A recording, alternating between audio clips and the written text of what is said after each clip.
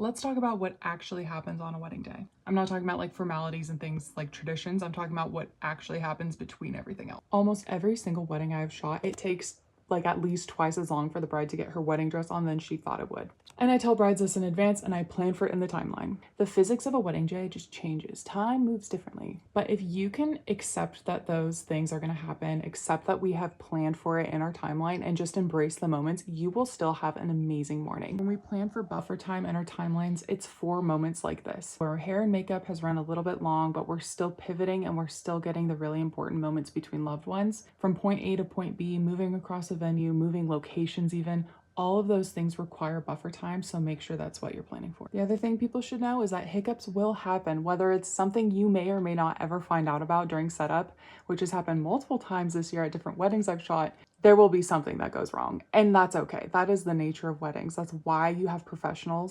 Adjustments will need to be made. Sometimes it's weather related, sometimes it starts blue skies in the morning, and then that very same day the clouds roll in and it starts raining. Other times you might have like a couple of days heads up, but this date that you planned a year ago might have a storm rolling in that week. My best advice is just to go with it. There is quite literally nothing you can do to change the weather. So whether it's raining or it's hotter than you expected, just lean into it and trust the professionals that you've hired. You might get overwhelmed. I have had more than one bride get really overstimulated during reception. It is a lot of emotion for that whole week. Your entire family is present. It can feel like a lot. So making sure that you have professionals who know how to pivot in case that happens is really key. I've had a couple of weddings where I'm noticing the bride is really overwhelmed, and so we actually even rearrange a schedule to make sure that she has a second to chill out. The common thread and feedback I get from my couples is how comfortable they felt, how supported they felt, and how they were guided through the whole process on top of the photos that they get back.